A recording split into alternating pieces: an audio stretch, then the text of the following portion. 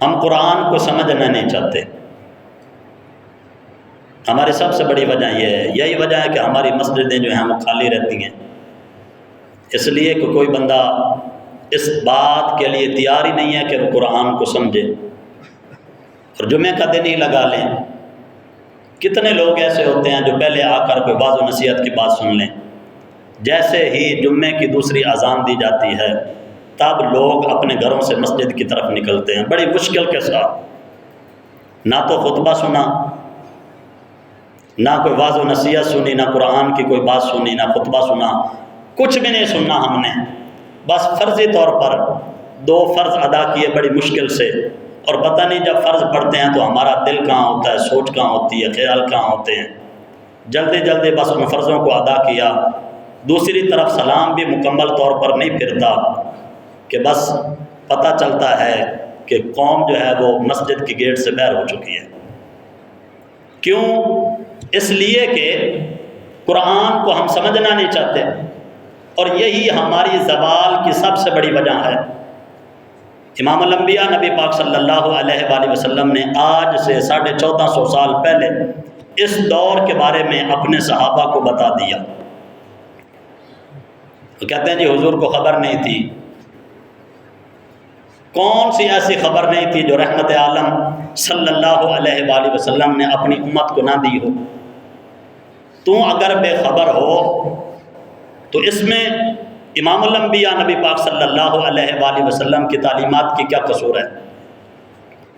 فرمایا کہ ایک ان قریب، اللہ کے حبیب نے فرمایا کہ ان قریب ایسا وقت آئے گا کہ کافر لوگ اکٹھے ہو کر مسلمانوں کو ختم کرنے کے لیے ایک دوسرے کو اس طرح دعوت دیں گے جس طرح کہ تم میں سے ایک دوسرے لوگوں کو کھانے کے لیے بلایا جاتا ہے۔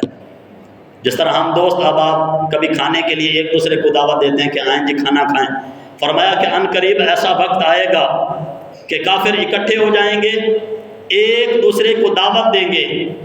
کس بات کی دعوت دی جائے گی؟ اس بات کی کہ مسلمانوں کو ختم کیا جائے، مسلمانوں کو اجاڑا جائے۔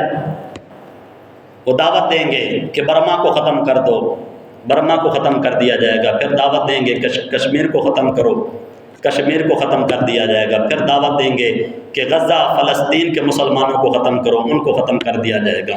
فرمایا کہ ان قریب اکٹھے ہو جائیں گے سارے کافر، اور ایک دوسرے کے ساتھ وہ مل جائیں گے، جڑ جائیں گے۔ کس بات کے اوپر؟ کہ اس بات کے اوپر کہ مسلمانوں کو ختم کیا جائے۔ وہ صحابی بیٹھے تھے، انہوں نے عرض کی آقا کیا اس وقت مسلمانوں کی تعداد تھوڑی ہوگی؟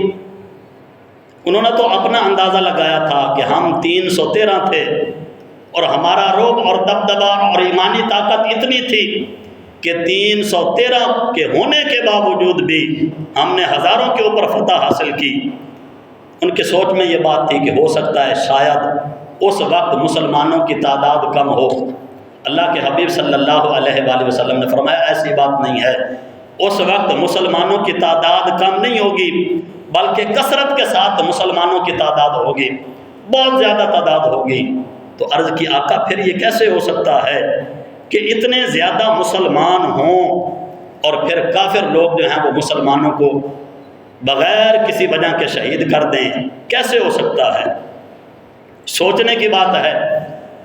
اللہ کے حبیب صلی اللہ علیہ وآلہ وسلم کی بارگاہ میں صحابہ نے عرض کیا آقا کیسے ہو سکتا ہے کہ مسلمان بھی اس دنیا کے اوپر زندہ ہو، سلامت ہو، کلمہ بھی رسول اللہ کا پڑھتا ہو، قرآن کی تعلیم بھی پڑھتا ہو، اور اللہ کی ذات پر اس کا ایمان بھی ہو، اور اس نے یہ بھی فرمان پڑھا ہو کہ مسلمان انما المؤمنون اخوہ، مومن آپس میں بھائی بھائی ہیں، مسلمان جس میں واحد ہے، اس نے یہ ساری چیزیں پڑھی ہوں، تو پھر کیسے ہو سکتا ہے کہ کوئی مسلمانوں کو اتنی بے دردی کے ساتھ شہید کر دے؟ تو رسول اللہ صلی اللہ علیہ وآلہ وسلم نے فرمایا کہ اس وقت مسلمانوں کی کوئی اوقات نہیں ہوگی، یہ جاگ کی طرح ہوں گے، جاگ جس طرح جاگ کی کوئی حیثیت نہیں ہوتی نا، تو فرمایا کہ مسلمانوں کی کوئی اوقات ہی نہیں ہوگی، کافر ان کو کچھ سمجھیں گے ہی نہیں۔ عرض کی آقا کیسے مسلمان ہو اور پھر اس کا رعب اور دبدبا نہ ہو، کلمہ رسول اللہ کا پڑھتا ہو، غلام رسول اللہ کا ہو اور غیرت نہ ہو؟ کیسے ہو سکتا ہے کہ مسلمان ہوں اور پھر کافر جو ہیں وہ مسلمانوں کے اوپر غالب آ جائیں، کیسے ہو سکتا ہے؟ تو رسول اللہ صلی اللہ علیہ وآلہ وسلم نے فرمایا کہ ان لوگوں کو وہن کی بیماری ہوگی، وہن کی۔ عرض کیا کہ یہ وہن کیا ہے؟ فرمایا کہ وہن یہ ہے کہ ان لوگوں کے دل میں دنیا کی محبت ہوگی اور موت سے نفرت ہوگی۔ اور یہی صورتحال ہماری ہے۔ جس کسی کو بھی بات کر کہہ دی جائے کہ یار فلاں جگہ پہ ظلم ہو رہا ہے، فوراً کہتا چپ چپ چپ، کوئی بات نہیں کرنی، تیری جان تو سلامت ہے نا، اگر تو بات کرے گا تو لوگ تجھے بھی اڑا دیں گے۔ تو فرمایا کہ وہن ان کے دلوں میں ہوگا، دنیا کی محبت ہوگی، اور دنیا کی محبت اور موت کی نفرت کی وجہ سے ان کی اوقات کچھ بھی نہیں ہوگی، جھاگ کی طرح ہوں گے۔ اور آج وہی صورتحال ہے جو اللہ کے حبیب نے آج سے 1450 سال پہلے مسلمانوں کے بارے میں بتایا تھا۔ فرمایا کہ ان کی کوئی اوقات نہیں ہوگی۔ 57 اسلامی ممالک ہیں، ہر ایک کی اپنی اپنی فوج ہے، ایٹم بھی ہیں، ہتھیار بھی ہیں، مال و دولت بھی ہے، سب کچھ ہے، لیکن اوقات جاگ کے برابر ہے۔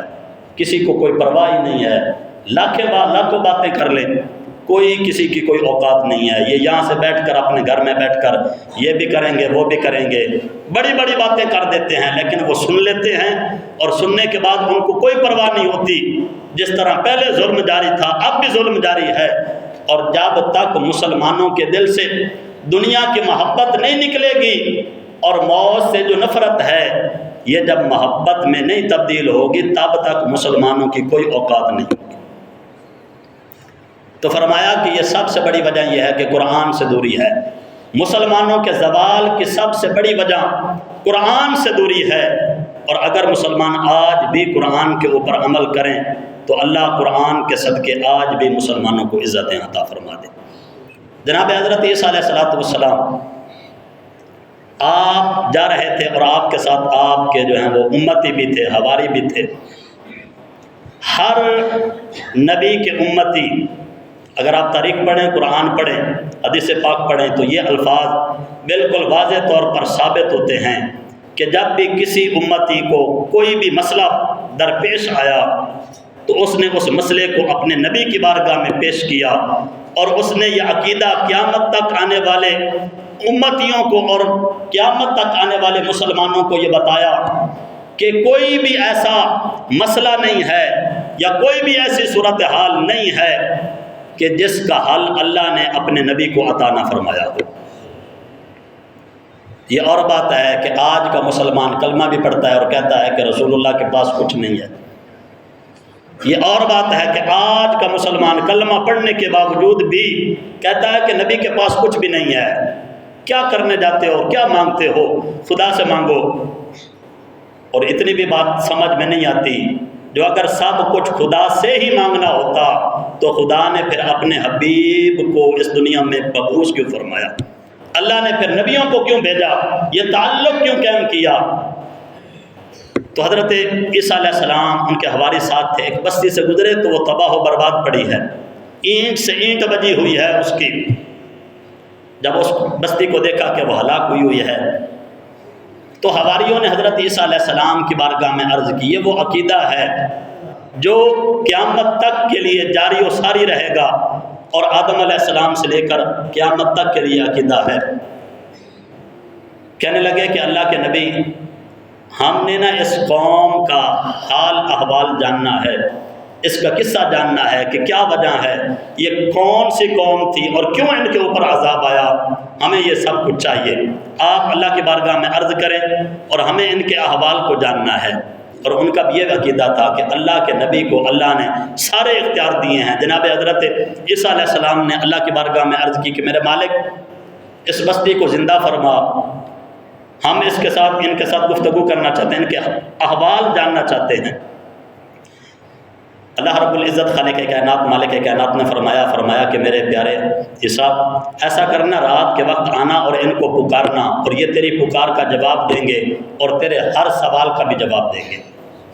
جناب حضرت عیسیٰ علیہ السلام اپنے ان لوگوں کے ساتھ جو آپ کے امتی تھے ساتھ سب آئے، اور رات کے وقت اس بستی والوں کو پکارا، اور ان میں سے ایک بندہ اٹھا اور اس نے کہا کہ لبیک یا روح اللہ، اے اللہ کے نبی میں حاضر ہوں، بتائیں کیا بات ہے۔ فرمایا کہ ہم پوچھنا یہ چاہتے ہیں کہ کس